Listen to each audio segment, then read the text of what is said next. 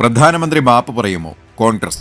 നരേന്ദ്രമോദി ശനിയാഴ്ച ബീഹാറിലെ സീതാമർഹിയിൽ പ്രചരണം നടത്തുന്നതിനിടെ സീതാമർഹിയിൽ സീതാദേവി ജനിച്ചതിന് ചരിത്രപരമായ തെളിവുകളൊന്നുമില്ലെന്ന് പറയുന്നത് ബീഹാറിന്റെ വിശ്വാസത്തിനും സാംസ്കാരിക അഭിമാനത്തിനും മിഥിലയുടെ സ്വത്വത്തിനും അപമാനമാണെന്ന് കോൺഗ്രസ് പറഞ്ഞു.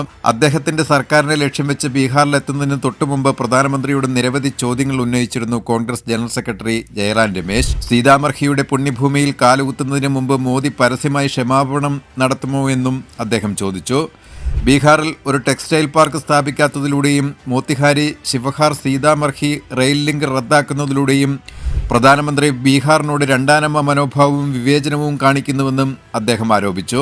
20 വർഷത്തെ NDA ഭരണത്തിന് ശേഷവും പ്രധാനമന്ത്രി ബീഹാറിന്റെ മണ്ണിൽ കാലുകുത്തുമ്പോൾ ബീഹാറികൾക്ക് അദ്ദേഹം ഓർമ്മിക്കുന്നത് തോക്കുകളും സിക്സറുകളും വെടിയുണ്ടകളുമാണ്. എന്നാൽ ബീഹാറിന്റെ വികസനത്തിന്റെ കാര്യം വരുമ്പോൾ അദ്ദേഹത്തിന് വ്യാജ വാഗ്ദാനങ്ങളുടെയും വഞ്ചനകളുടെയും കൂമ്പാരങ്ങൾ മാത്രമേയുള്ളൂ. എക്സിലെ ഒരു ഹിന്ദി പോസ്റ്റിലാണ് ജയറാം രമേശ് തുറന്നടിച്ചത്.